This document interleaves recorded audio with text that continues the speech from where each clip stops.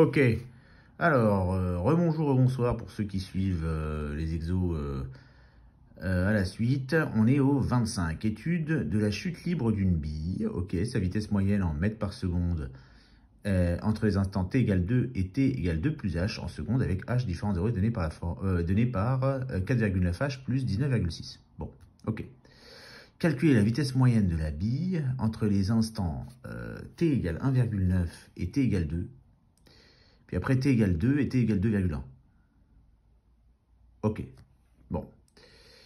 Alors, t égale 1,9 et t égale 2. Bon. En fait, on reconnaît le t égale 2. Mais t égale 1,9, ça veut dire que h, il vaut combien? H, il vaut 0,1. Là, on a bien l'instant 2 et l'instant 2 moins 0,1, c'est-à-dire 1,9. Et il demande alors la vitesse moyenne de la bille entre ces deux instants. En fait, il suffit juste d'identifier que vaut h. Donc là, on voit bien que h, il vaut moins 0,1 ici. Ok? On voit bien qu'il vaut moins 0,1. Donc là, ici, dans le A, si t égale 2, là, bon, si t égale 2, et donc les deux instants, c'est t égale, alors on va mettre 1,9. Si t égale 1,9 et t égale 2, ce sont les deux instants.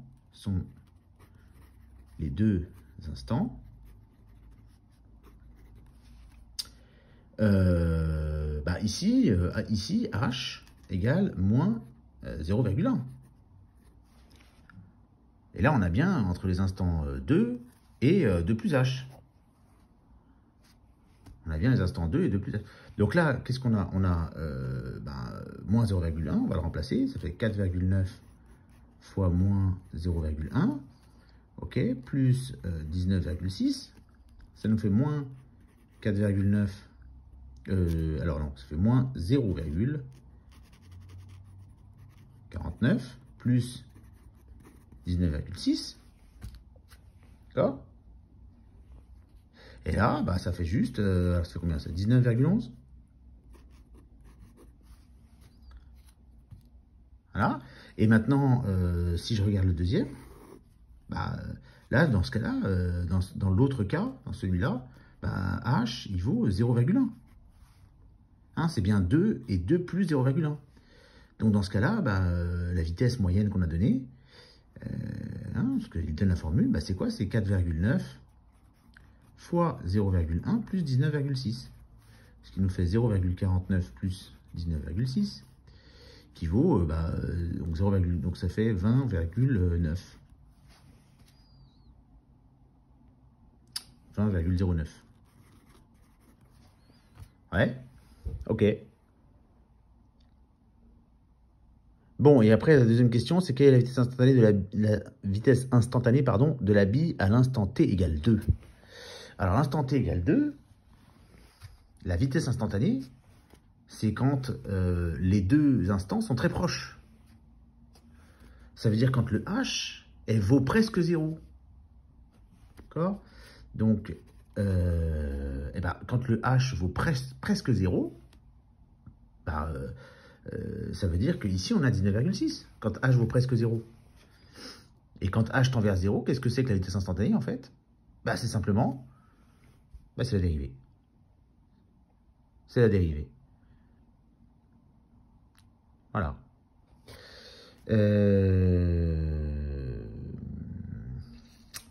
Voilà, donc la vitesse instantanée est la vitesse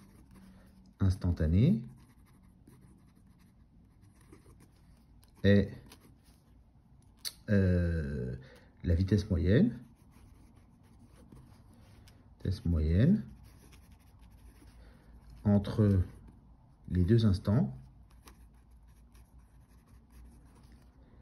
lorsque h tend vers 0. Il ne vaudra jamais 0 vraiment, il tend vers 0. Bon, du coup, voilà, donc ça veut dire que la vitesse instantanée,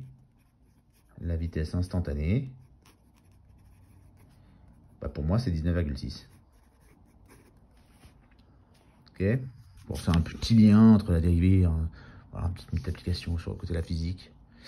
Alors le 26, on a encore un petit... Alors, une entreprise fabrique des appareils électroniques, le coût de production Q, de Q appareil, pardon. Le coût de production de Q appareil. Donc C, c'est le coût de production.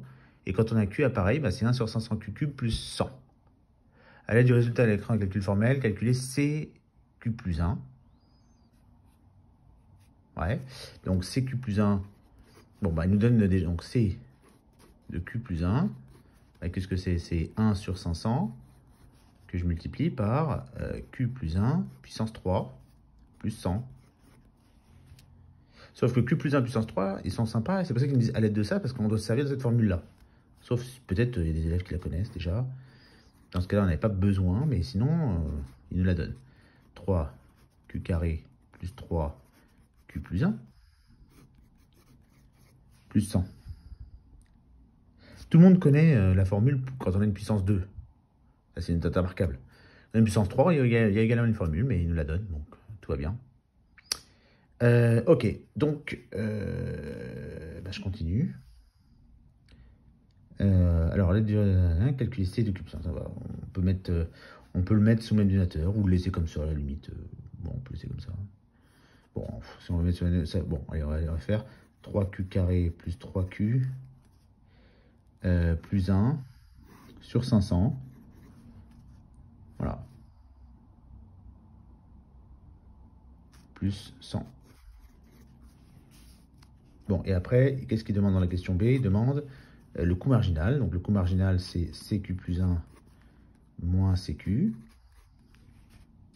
D'accord, de C de Q. Donc, ça fait quoi?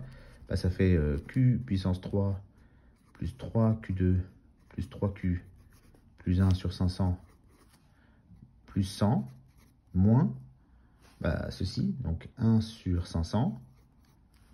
OK. Alors, je vais continuer ici. Hein. Donc, j'ai dit Q3 plus 3Q2 plus 3Q plus 1 sur 500 plus 100 moins 1.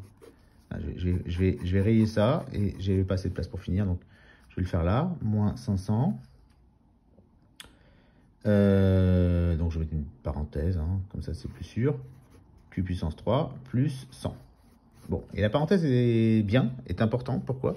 Parce que là, je vais avoir plus 100, et puis quand je vais enlever la parenthèse, il y a un moins, donc lui, il va se transformer en moins. Ça me donne Q3 plus 3Q2 plus 3Q plus 1 sur 500. D'accord? Plus 100, moins 1 sur 500, enfin Q3 sur 500, on peut le mettre comme ça, moins 100. D'accord? Et qu'est-ce qu'il me reste? Il me reste Q3 plus 3Q2 plus 2 plus 3Q plus 1 moins Q3, d'accord, divisé par 500. Les Q3 s'en vont et il reste 3Q2 plus 3Q plus 1 sur 500. Ben voilà, là je pense que c'est bon, on a trouvé le coût marginal. D'accord. Donc là l'idée hein, c'était vraiment ça c'était pas faux, hein, juste que j'avais pas la place. Donc là c'est CQ plus 1 qu'on a trouvé ici. Ça c'est CQ qu'on me donne là-haut. D'accord. Et bien quand je soustrais les deux, bah, j'obtiens là le plus 100 et là je vais avoir un moins 100 quand j'enlève la parenthèse. Donc ces deux-là s'en vont. Et comme j'ai le même dénominateur, je peux tout mettre sous le même dénominateur. Donc j'aurai le Q3 plus Q3Q2 plus 3Q plus 1. Et après moins Q3. Les Q3 s'en vont, il reste ça. Voilà, c'était ça l'idée. Alors on va s'intéresser au 27. Classique le 27. Alors le 27, h est une fonction définie sur R par h de x égale 1 moins x. Est égal à 1 moins x au carré. Ok, donc on a tracé sa courbe. Et puis, quelle est la question? La question est, donc on a des deux tangentes. Donc alors il y en a une qui ne se voit pas très bien. Hein, on va regarder un peu plus en détail. La tangente T2 qui est comme ça. Et la tangente T1, elle est là. La tangente T1. D'accord? Et puis eux, qu'est-ce qu'ils veulent? Ils veulent graphiquement lire le nombre dérivé. Bon bah, quand on a des tangentes, le nombre dérivé, on l'a dit 1 milliard de fois, le nombre dérivé, c'est le coefficient directeur de la tangente. En fait, c'est toujours la même chose. Voilà, c'est simple. Quand vous avez un graphique, on vous demande le nombre dérivé en un point, et qu'on vous donne, on vous trace en plus la tangente, c'est clair, c'est le coefficient directeur qu'il faut chercher. Voilà, clair et net. D'accord? Donc, parce que là, ils disent lire sur le graphique. Si vous connaissez la formule pour dériver ça, vous pouvez aussi. Enfin, là, on vous demande clairement de lire sur le graphique. Bon, bah, du coup, on va le faire. Hein. Alors, en 0, la tangente est là. C'est ça, la tangente en 0. Voilà, elle est là, la tangente en 0. Donc, cette tangente en 0, alors on a dit pour trouver le coefficient directeur, je me place sur n'importe quel point de la droite et j'avance de 1. Et je regarde de combien je monte. Sauf que là, on a une tangente très particulière, on a une tangente horizontale. Donc, quand je me place sur n'importe quel point de la droite, bah, j'avance de 1. De combien je monte ou combien je descends, bah, de rien. Donc, la dérivée en 0, elle vaut 0. Alors, donc là, pour moi, donc le coef directeur de T1, bah, c'est 0. Donc, H' de 0, bah, vaut 0. Maintenant, regardons pour B. Alors, pour B, c'est différent, parce que pour B, on est au point d'abscisse 1. Là, on était au point d'abscisse 0, c'est pour ça que j'ai dit H' de 0. Là, maintenant, on est au point d'abscisse 1, donc H' de 1, bah, c'est pareil, hein, je vais me placer sur n'importe quel point de la droite, j'avance de 1. De combien je dois descendre? Je dois descendre de 2. D'accord? Mais c'est pareil ici, hein, si je me place ici, j'avance de 1, je descends de 2. J'avance de 1, je dois descendre de 2. Bon, là, il n'est pas, mais... Et c'est ça, en fait, le coefficient directeur. J'avance de 1, de combien je dois descendre, de combien je dois monter. Bon, là, je descends de 2. Donc, le coefficient directeur de T2, bah, c'est moins 2, parce que je descends. Donc, H' de 1, bah, il vaut moins 2. D'accord? H' de 1, parce que c'est au point d'abscisse 1.